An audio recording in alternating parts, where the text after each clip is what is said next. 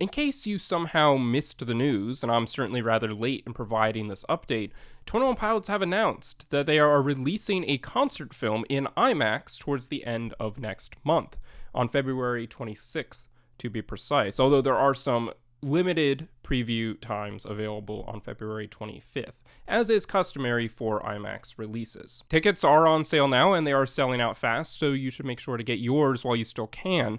Given that this is a limited run release, I think there's only 5 days at most that it is playing, and that certainly depends on which area of the country you are in as well. There are not that many days in which to see the film, and there are not that many showtimes per theater on each day. Most of the theaters that I was looking at only had 1 showtime listed per day, and most of them were almost sold out. So make sure you get your tickets as soon as possible. And this release is very exciting for me in particular, not just as a fan of 21 Pilots, but also as a fan of the IMAX format. Now, obviously, as film snobs may know, this is not filmed in true IMAX. This is filmed on digital and then being displayed in an IMAX theater, but this still is very cool despite that, because one of the key reasons to go see a film or movie in IMAX, besides the huge screen and the visual spectacle, is because the sound mix is very good. Yes, some will argue that Dolby Atmos is actually better when it comes to sound. I think those who know more about audio would be able to provide an argument as to why that is, but I've always been a fan of the mix in the IMAX format, and it certainly is better than a standard release of a film. With that in mind, I would advise, if possible, to get seats towards the middle of the theater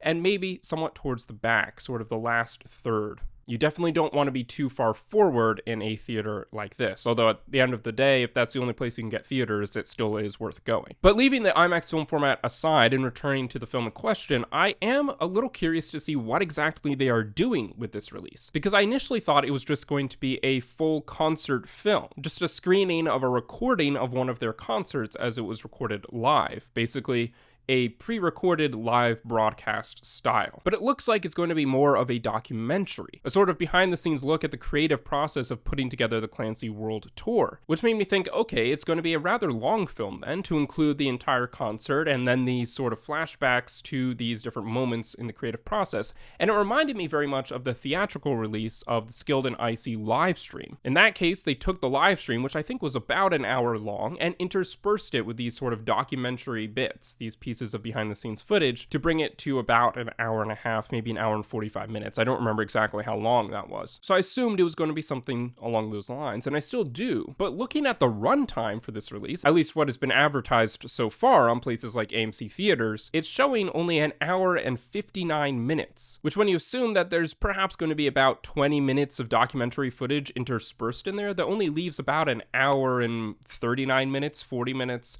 of actual concert footage, which would seem to imply that they might have cut parts of the set list out. From my understanding, the Mexico City concert was a full set list and therefore would have been longer than an hour and 40 minutes in runtime. But perhaps I'm wrong on that, and feel free to correct me if so. But if not, my question then is, what parts are they going to cut out? And what parts are they going to include? And with that in mind, I'll be curious to hear from all of you, what parts do you think they should make sure to keep in? What parts are indispensable to the concert, to the set list of the Clancy World Tour? And remember, we're talking about the Clancy World Tour here, not the Clancy Tour Breach. That was the more recent concert. This is back before Breach was released, so obviously there are not going to be any Breach songs on the set list. In fact, someone I think already has compiled together the full set list from this show online, so you can take a look at that and sort of get your predictions together for what you think will be the included parts of that set list in this film. I, for one, very much hope that they don't cut the Navigating Nico and the Niners Heavy Dirty Soul sort of section, and certainly they cannot cut